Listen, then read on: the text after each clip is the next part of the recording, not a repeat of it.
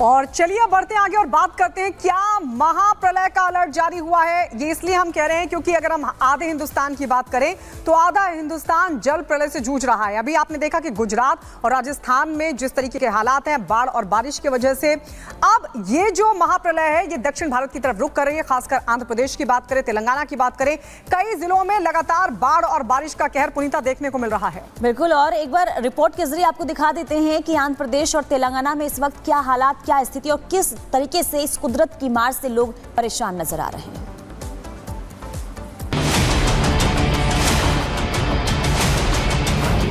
आसमानी प्रहार, बाढ़ से हाहाकार, सैलाब से तबाही, तस्वीरें गवाही। कहते हैं कि जब कुदरत के सब्र का बांध टूटता है और जब वो अपना कहर बरपाता है तो हर तरफ सिर्फ कयामत होती है। जब सारी इंसानी ताकत, महारत और उसका गुरूर बौने साबित पड़ते हैं, जिसका मंजर चारों ओर महज एक ही होता है और वो है बर्बादी। और इस बर्बादी के आगे वही शक्तिशाली इंसान इतना बेसहारा और लाचार हो जाता है कि इस विनाश लीला में पूरी तरह टूट जाता है। कुदरत का यही कहर सैलाब के रूप में देश के कई राज्यों में तांडव मचा रहा है।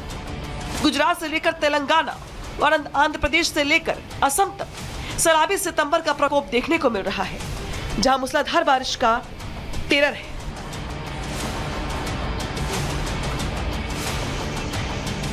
सबसे पहले बात गुजरात की करते हैं, जहां अगस्त के आखिरी हफ्ते में भारी बारिश से हालात इस कदर खराब है कि कई जिले सैलाब का सितम झेलने को मजबूर हैं। तस्वीरें देवभूमि द्वारिका की हैं, जहां तेज बारिश के बाद बाढ़ की स्थिति है, जिससे यहां रहने वालों का जीवन अस्त व्यस्त है। आलम यह है कि प्रशासन बाढ़ के पानी को निकालने के लिए पंप की मदद ले रहा है, तो राष्ट्रपिता महात्मा गांधी के गृह जिले पोरबंदर में उफनती नदी का पानी शहर में घुस गया है, जिससे यातायात बुरी तरह प्रभावित हो गया।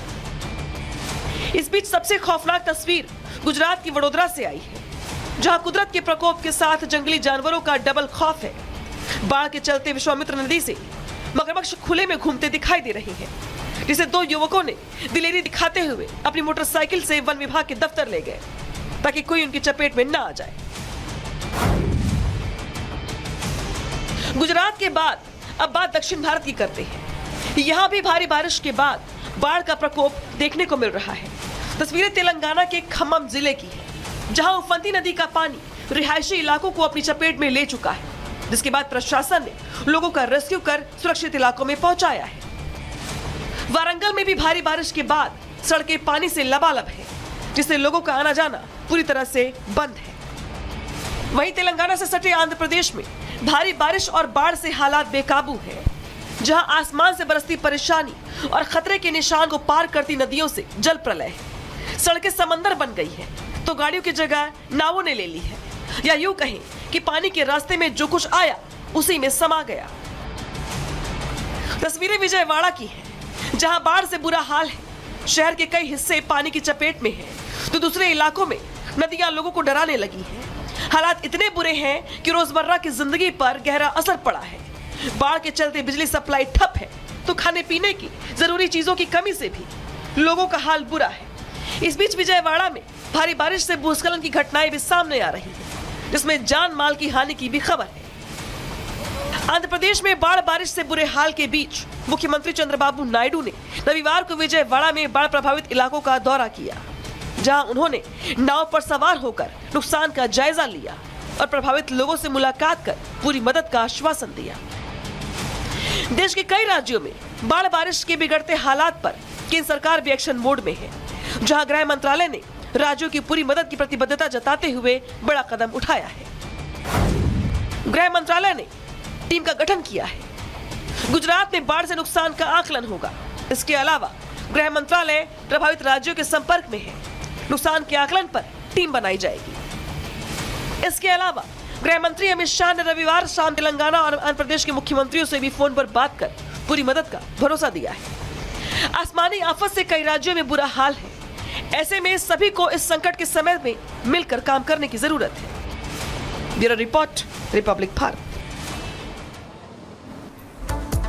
तो उत्तर से लेकर दक्षिण तक इस वक्त कुदरत का कहर इस कदर कि लोग जो हैं त्राहिमाम करते हुए नजर आ रहे हैं। और ऐसे में सितंबर महीने में महाप्रलय की चेतावनी दी गई है। क्या चेतावनी दी गई है वो आपको बता दें। देखिए, सितंबर में कई राज्यों में भारी बारिश का अनुमान जताया गया है। सितंबर में सामान्य से अधिक बारिश का अनुमान जताया गया है। उत्तर भारत में भारी बारिश होने का अंदेशा है। इसके अलावा उत्तराखंड की बात करें, राजस्थान, हिमाचल, पंजाब को भी चेतावनी दी गई है। यानी कि इन तमाम राज्यों में भारी से ज्यादा जो है बारिश हो सकती है और बाढ़ और बारिश का जो है वो खतरा लगातार बढ़ सकता है। लैंडस्लाइड भी हो सकती है। सितंबर में सामान्य से अधिक बारिश का अनुमान है। ये लगातार हम आपको बता रहे हैं। कुल मिलाकर बाढ़ और बारिश का जो ये सितम है अभी आगे भी बरकरार रहने वाला है।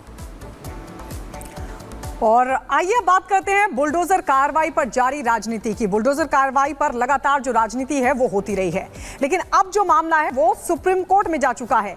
जमीयत उलेमा हिंद की याचिका पर सुप्रीम कोर्ट में सुनवाई होनी है, लेकिन उससे पहले कैसे राजनीति चरम पर है इस रिपोर्ट में देखिए।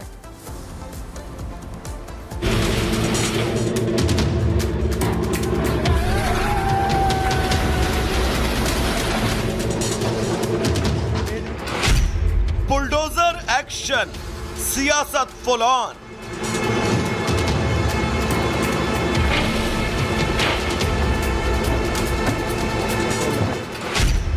अपराधी पर बुलडोजर, आखिर विरोध क्यों?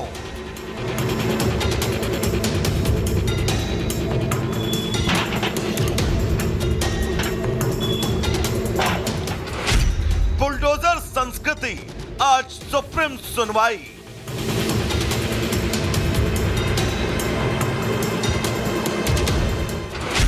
बाबा का बुलडोजर चलेगा या रुकेगा?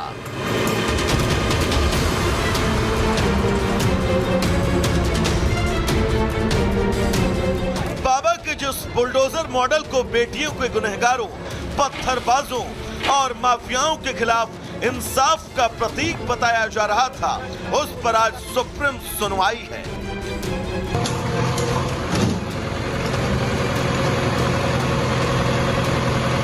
जब जब अपराधियों का बोलबाला हुआ, बाबा का बुलडोजर जमकर गरजा। चाहे माफिया अतीक हो, मुख्तार या फिर नवाब सिंह यादव, जिसने भी सूबे में शांति भंग करने की कोशिश की, उसे पहले तो उसके अंजाम तक पहुंचाया गया और बाद में उसके अवैध निर्माणों को जमींदोज कर दिया गया। पहले पेशेवर अपराधी और माफिया गरीब का, व्यापारी का, बेटियों और बहनों का जीना हराम कर देते थे।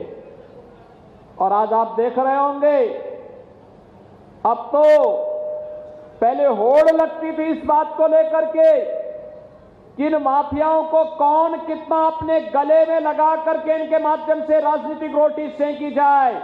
आज सबको मालूम है, अगर माफिया के ऊपर बुलडोजर चल रहा है तो माफिया के शरणदाताओं के ऊपर भी जरूर चलेगा।